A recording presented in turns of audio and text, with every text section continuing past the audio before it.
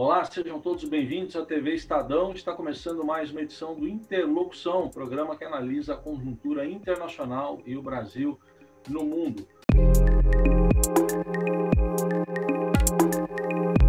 Os temas de hoje são os efeitos globais da pandemia do coronavírus. Vamos tratar também da situação especialmente econômica da Europa em processo de reabertura pós-pandemia e ainda da imagem do Brasil no exterior, com a pandemia e as nossas crises institucionais. Para debater esses assuntos, apresento os nossos convidados. Primeiro, o embaixador Rubens Barbosa, que é diretor do Instituto de Relações Internacionais e Comércio Exterior, o IRIS, que é o instituto que é o nosso parceiro habitual aqui na TV Estadão. Obrigado pela presença, embaixador. E também apresento o Lorival Santana, que é jornalista do Estadão, colunista do Estadão e analista internacional da CNN Brasil. Lorival, obrigado pela presença também. Bom, nós primeiro temos os efeitos aí globais da pandemia, cada país vivendo a sua própria pandemia, o seu jeito diferente de lidar com ela e a sua situação também específica. Embaixador, queria uma análise sua. O que o senhor destaca nesse momento global aqui em relação à pandemia? Em primeiro lugar, eu acho que é difícil a gente fazer uma previsão ampla do que vai ocorrer, porque há uma grande incerteza, nós não sabemos ainda por quanto tempo vai durar essa crise pandêmica. Nós estamos vendo o ressurgimento dos Estados Unidos, o aparecimento na China de novo, a situação aqui no Brasil do jeito que está. O que a gente pode dizer é que algumas tendências que existiam até aqui vão se acelerar. E você vai ter um efeito sobre a globalização, com uma série de ajustes que vão ocorrer. E uma coisa que é certa, que se você pode afirmar alguma coisa, é que depois da pandemia, a disputa pela hegemonia do século XXI entre os Estados Unidos e a China vai continuar e possivelmente vai se acelerar. Você vai ter dois grupos aí se formando ao longo do tempo e a China cada vez mais com uma posição assertiva no mundo. Nós vimos agora, por esses dias, a aprovação pela Assembleia Nacional do Povo na China da nova lei de segurança que afeta a situação de Hong Kong. Os Estados Unidos já tomaram medidas suspendendo uma série de facilidades que davam a Hong Kong.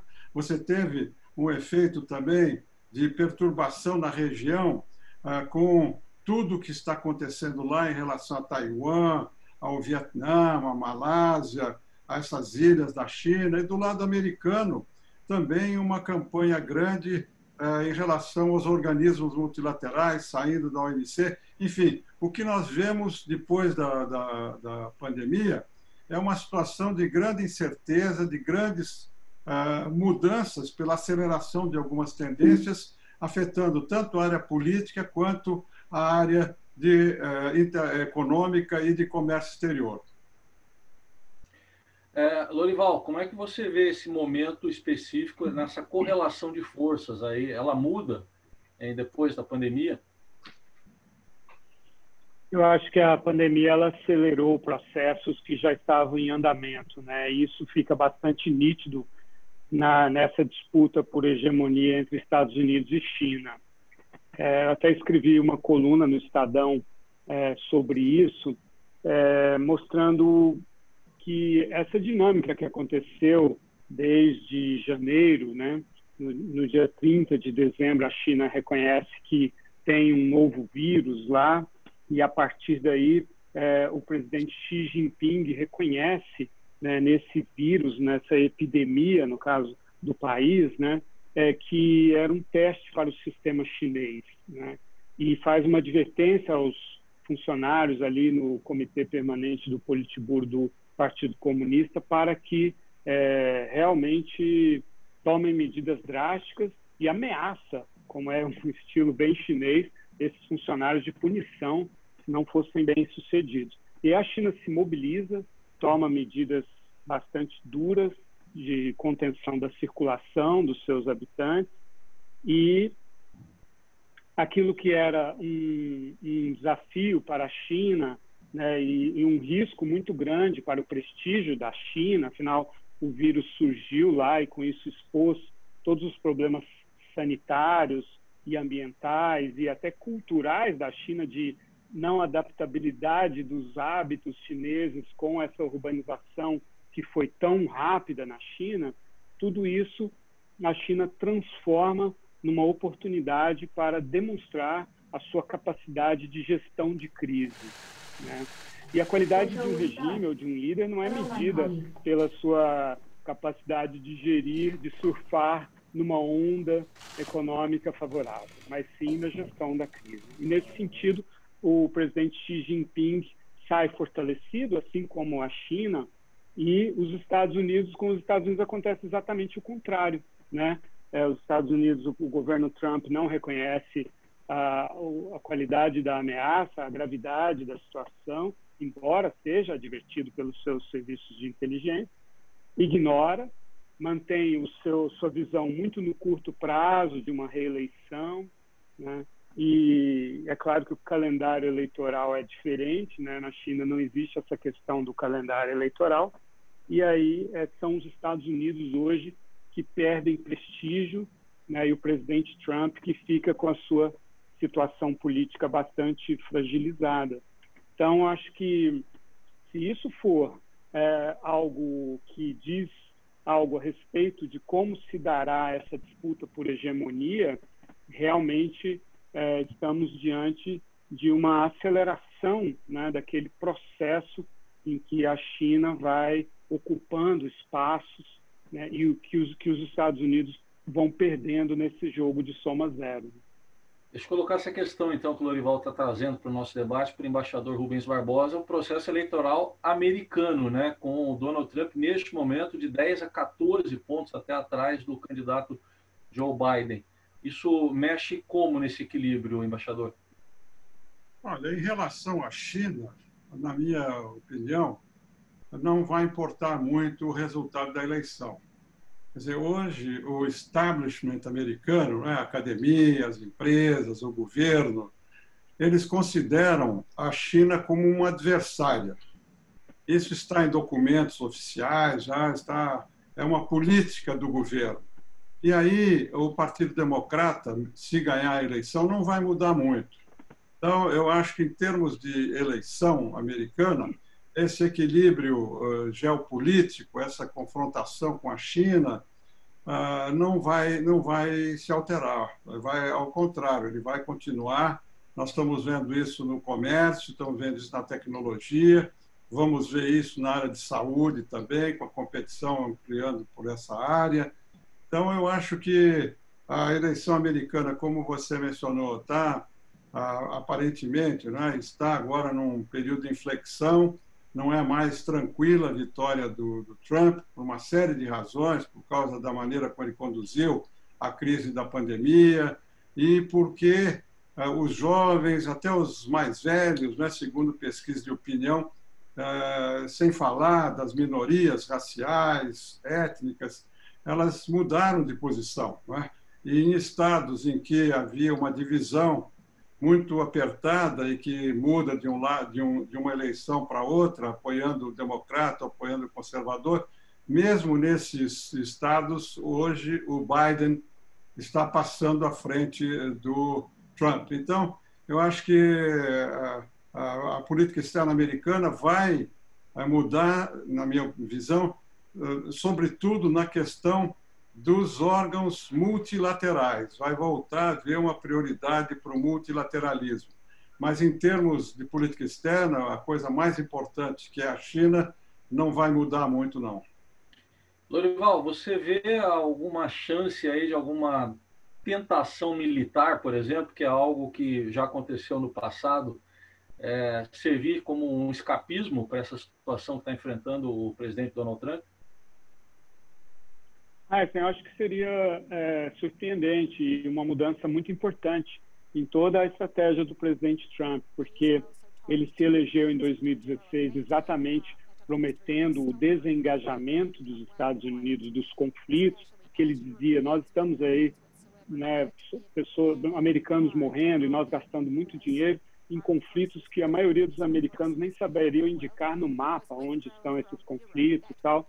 E isso foi uma promessa de campanha que ele procurou, se esforçou bastante por cumprir, né? Inclusive tentando acordos também com a Coreia do Norte, com o Talibã, no Afeganistão, claro que rompendo um acordo com o Irã, mas porque ele considerava que ele precisava desconstruir a herança do ex-presidente Barack Obama, mas tirando tropas do Iraque, retirando tropas do Afeganistão, não se engajando na Síria, que foi algo que isso sim ele herdou do Barack Obama, não se engajar na Síria, né? E até se desengajando também. Na Venezuela ele ficou nas ameaças também, né? Não partiu para algo militar mais concreto. E eu acho que ele não faria isso porque seria mais um problema que ele criaria, né, para a elegibilidade dele, né? O que ele tenta agora é desarmar essa bomba, né, que está armada aí da economia, da pandemia, até mesmo dos protestos contra o racismo e a violência policial, mas não existe ambiente, a menos que algo de muito novo acontecer. As provocações do Irã ao longo do segundo semestre do ano passado seriam mais do que um motivo para ele entrar numa aventura militar se ele assim desejasse. Muito bem, continuamos acompanhando de perto, então, todos os efeitos na saúde e na economia dessa pandemia que até agora matou mais de 500 mil pessoas no mundo e deixou mais de 10 milhões e 300 mil contaminados. Mas nosso próximo assunto é um olhar para a situação na Europa. A Europa que foi o segundo momento da pandemia, que primeiro ocorreu na Ásia e depois ocorreu na Europa, especialmente na Itália, na Espanha, na França, também no Reino Unido e vários outros países. Embaixador, o senhor vê como a situação da Europa já nesse outro cenário, já de uma tentativa de reabertura da economia, sem contar a questão envolvendo a União Europeia e o Reino Unido? Olha, a pandemia trouxe um problema sério para a União Europeia. No começo, como você mencionou, a França e a Espanha se sentiram isoladas, né? Que não houve nenhuma solidariedade de outros países, se falava até do rompimento da União Europeia. Então, a União Europeia começou essa pandemia numa situação complicada. Ao longo da pandemia, os problemas aumentaram, né? A Europa hoje está numa recessão muito importante, muito profunda, vai ter uma recuperação muito lenta, na minha visão, e surgiram alguns problemas muito importantes que eles vão ter que resolver. O problema da dívida, que nós estamos começando a analisar aqui no Brasil, é uma realidade lá. Alguns países vão estar com mais de 120%, 140% de déficit em relação ao produto interno bruto. É uma situação muito complicada. Além dessa questão econômica, a Europa tem um problema político grande também na relação com os Estados Unidos.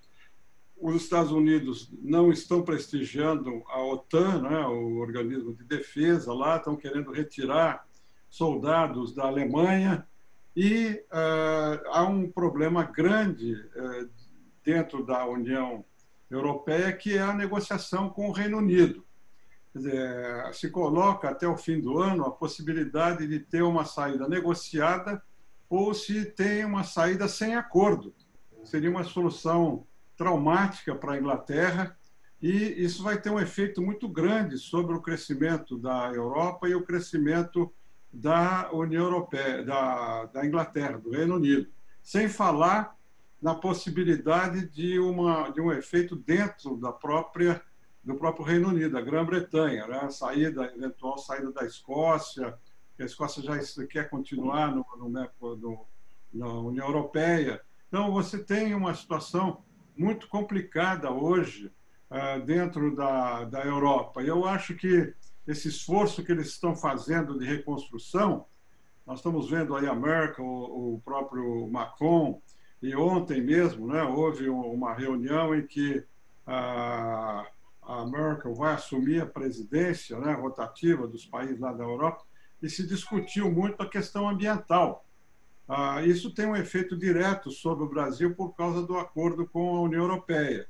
E o Macron foi até mais longe, né, propondo que se criasse um conceito na justiça internacional de ecocídio. Países que não respeitam o meio ambiente seriam condenados internacionalmente. E disse publicamente que teria mandado suspender a negociação do Mercosul. Vamos ver, é uma situação muito complicada, nós temos que acompanhar muito de perto o que ocorre, qual é a evolução disso lá na Europa.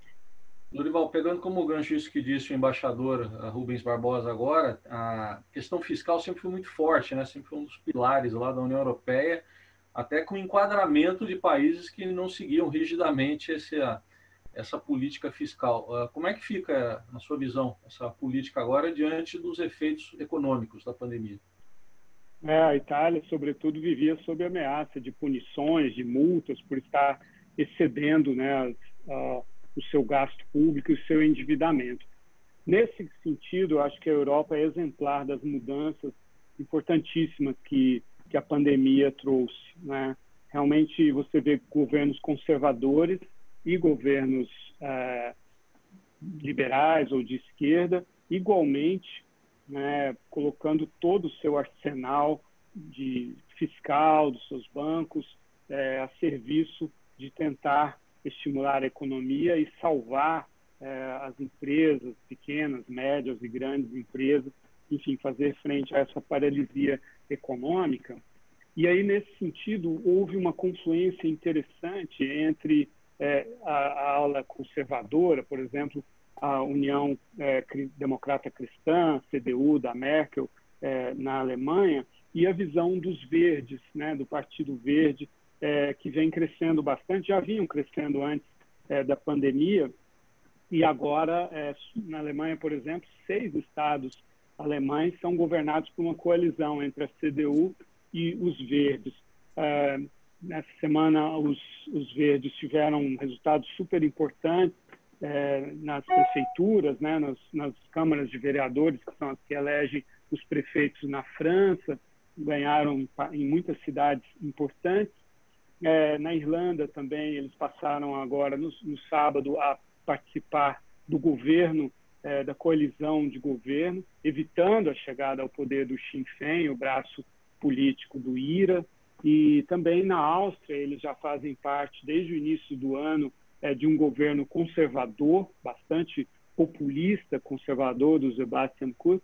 Então, há esse crescimento dos verdes dentro desse contexto da importância do meio ambiente que o embaixador Rubens Barbosa descreveu. A pandemia mostrou que aquelas advertências dos ambientalistas com relação aos perigos, aos riscos relacionados com a má gestão do meio ambiente e das questões sanitárias que estão associadas ao meio ambiente não eram tão alarmistas assim. A gente chegou num cenário que parece um filme de ficção científica ou um pesadelo ambiental, né? Então, há um movimento por parte dos europeus e dos chineses também, no sentido de procurarem fontes mais saudáveis, mais seguras de alimentação, né? E com isso, uma tentativa, no caso dos chineses isso é muito difícil por causa da sua escassez de recursos naturais, mas no caso da Europa, em que existe essa valorização da agricultura local,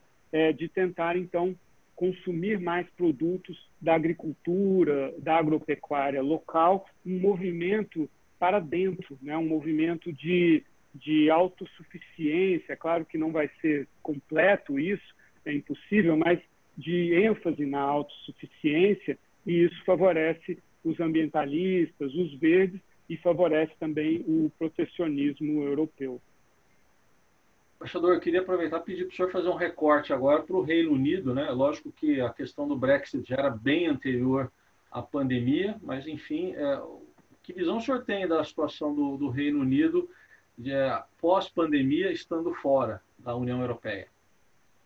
Eu acho que o Reino Unido vai ter muitos problemas, né? Muitas empresas já saíram, outras vão sair, eles vão ter que negociar acordos comerciais com todos os países europeus, porque uma boa parte, eu acho que mais de 60% do comércio do Reino Unido é com a União Europeia. Então, vai ter um impacto comercial muito grande se eles não renegociarem os acordos. E está havendo um problema antes mesmo da negociação, ocorrendo agora, entre a União Europeia e o Reino Unido, que é muito importante. O Reino Unido quer manter alguns subsídios, incentivos para a produção interna, porque eles sabem que vai ficar afetada, e a União Europeia não quer aceitar na negociação. Então, e se a União Europeia não aceita e o Reino Unido coloca incentivos ou subsídios, pode ser penalizado pela União Europeia. Então, você tem a parte financeira da Inglaterra, a City de Londres, vai ficar afetado, muitos bancos já saíram, foram para Frankfurt, para Paris, para a Irlanda. Na parte comercial, eles vão ter que renegociar esses acordos todos, e na parte política, eles vão ter um grande desafio de manter a Irlanda do Norte e a Escócia e Gales dentro da Grã-Bretanha, né? A Irlanda já saiu e a médio prazo há uma tendência da Escócia declarar unilateralmente a sua independência no referendo, né? E também a Irlanda do Norte se sobrepondo aos problemas religiosos e buscando uma união com a Irlanda católica, a Irlanda que já está na União Europeia. Então, eu acho que essa situação para a Inglaterra é muito complicada. Eu acho que o primeiro-ministro Johnson vai ser muito questionado, qualquer que seja a decisão que ele tome, e ele está minimizando as consequências de uma saída sem acordo, mas vai ter muita consequência e é possível que haja novamente um desafio ao primeiro-ministro no final do ano. A gente fechar esse nosso segundo tema com um olhar para a Europa, Lorival, queria aproveitar a sua experiência também acompanhando de perto aí um drama social, humano, né, que é o dos refugiados, o das guerras. Você vê alguma mudança na Europa em relação à política migratória? Sim, eu acho que a pandemia reforça a sensação de ameaça daquilo que é externo, daquilo que vem de fora, né? Então, há esse projeto europeu inclusivo, né? Tanto do ponto de vista de trazer outros países, isso já estava já bastante enfraquecida, essa força de centrípeta, né, de incluir outros países, parou ali na Turquia, quanto com relação a ter uma política de imigração mais inclusiva, tudo isso eu acho que que sofre um enfraquecimento realmente, né? E a pressão voltará, né? Depois da pandemia, os problemas continuam lá, são os mesmos que levavam as pessoas a pegar aquelas embarcações super perigosas e super caras para os imigrantes, né?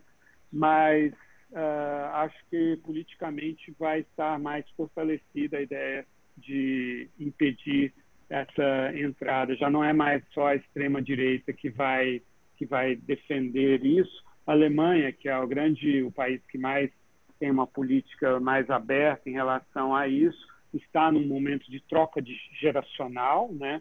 A Angela Merkel está terminando a sua carreira política e vai haver aí uma mudança importante na direção de fechar mais as fronteiras da União Europeia. Muito bem. Nosso terceiro tema no programa de hoje é a visão externa que se tem do Brasil, né? O Brasil que, em números absolutos, agora é o segundo país do mundo em número de pessoas contaminadas, né, pelo coronavírus e também em número de mortos, repito, em números absolutos. Embaixador, que Brasil é esse que está sendo visto lá de fora? Olha, eu acho que está havendo uma confluência de diversos fatores transformando essa situação externa numa tempestade perfeita para o Brasil. Quer dizer, a crise da percepção do mundo inteiro em relação ao Brasil começa com a questão ambiental, passa pela questão de saúde, pela maneira como nós estamos conduzindo aqui o processo para sair da crise pandêmica, e passa também pela percepção externa de uma situação institucional complicada. Então, nós vamos ter que tomar algumas medidas para corrigir isso. E não basta, agora estão falando de contratar grandes empresas de relações públicas para fazer uma campanha no exterior. Na minha visão, isso vai representar um custo muito grande, com muito poucos resultados, porque essa percepção externa deriva daquilo que está acontecendo no Brasil. Claro que há alguns países que têm interesses protecionistas por causa das exportações brasileiras agrícolas, mas isso não é determinante, na minha visão. Na minha visão, é isso que nós estivemos conversando. Há uma crescente onda verde no mundo. Na Europa, em todos os países, como foi mencionado, a eleição desse fim de semana na França, na Alemanha, em todos os países há uma preocupação grande da juventude, inclusive, que é quem vota, e que está levando esse assunto para as manchetes dos jornais. Então, aqui no Brasil, se nós não mudarmos a política ambiental e se nós não tomarmos medidas rápidas para mudar a maneira como está sendo tratada a pandemia aqui no Brasil, nós vamos continuar a ter problemas sérios, porque essa questão da saúde está ligada à questão da alimentar também. E aí, depois da pandemia, nós vamos ter medidas muito mais rígidas de controle de alimentos. A segurança alimentar vai ser uma preocupação grande. Nós estamos vendo isso a partir do que houve lá na China. A China agora suspendeu vários frigoríficos americanos. Hoje se anuncia a suspensão de 3 frigoríficos aqui no Brasil. É a preocupação com a sanidade vegetal. Então, você tem a combinação ambiental, animal, né, saúde, com os cuidados animais, e essa questão institucional. Então, nós vamos ter que retomar internamente algumas políticas. O governo está tomando algumas medidas, né? A criação do Conselho da Amazônia, sob a direção do vice-presidente, está empenhado, anuncia-se conversas deles com investidores, eles estão tentando negociar a volta do fundo da Amazônia. O governo não está parado, mas isso é pouco, porque isso não muda a percepção. Nós estamos entrando agora numa época de seca na Amazônia e os números que a gente está começando a ver aí mostram que há uma retomada das queimadas e do desmatamento, sem falar do garimpo ilegal. Isso é muito ruim nessa época para agravar a situação de muitos parceiros nossos. Nós já mencionamos aqui essa política ambiental da Europa, o European Green Deal, que é uma política ambiental muito importante, que penaliza empresas europeias que compram produtos de áreas desmatadas. Então, nós estamos realmente numa situação muito complicada e o governo vai ter que tomar medidas drásticas para corrigir isso. Não adianta campanha de promoção no exterior, de campanha de relações públicas, porque o problema não está lá fora, o problema está aqui no Brasil.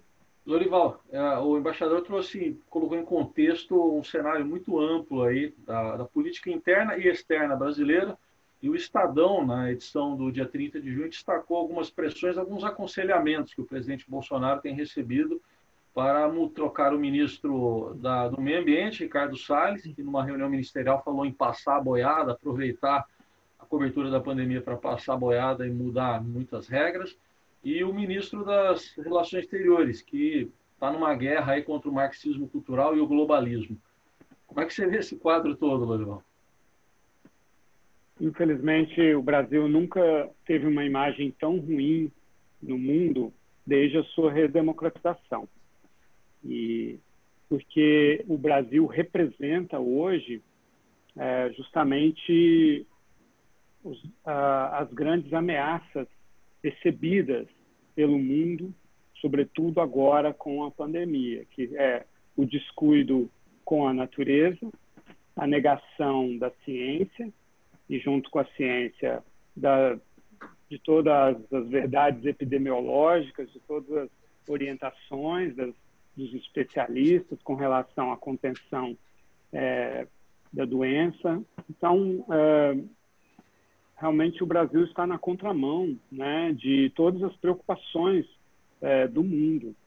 E não há, de fato, concordo plenamente com o embaixador, não há campanha publicitária que, né, seria uma peneira tentando tapar o sol, né? Precisa realmente de mudanças importantes no discurso e na prática, com relação ao meio ambiente e com relação à questão sanitária. Elas estão super interligadas, daí essa iniciativa da China. Os chineses estão muito preocupados com essa questão sanitária e com razão. Nessa segunda onda do coronavírus em Pequim, né, viralizou uma informação de que o vírus teria sido encontrado numa tábua de cortar salmão, né, do mercado da CEAGESP, lá de Pequim, que foi o epicentro dessa segunda onda.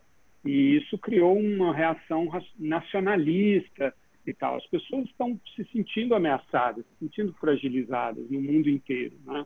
Então, um governo que se mostra cético, até cínico, sarcástico com relação às evidências da realidade, é tudo que o mundo teme, né? O Brasil é um país muito grande, muito importante.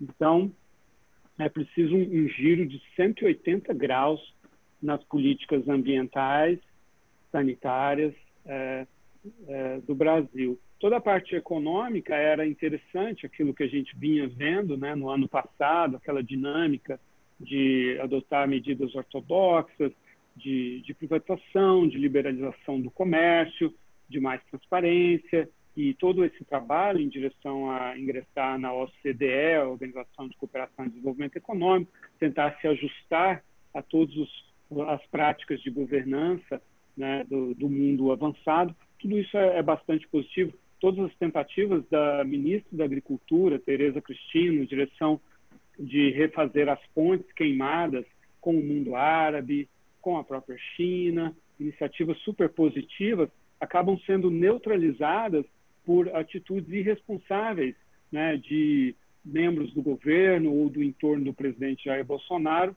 com frases, tweets gratuitos, não provocados, que destroem todo um trabalho.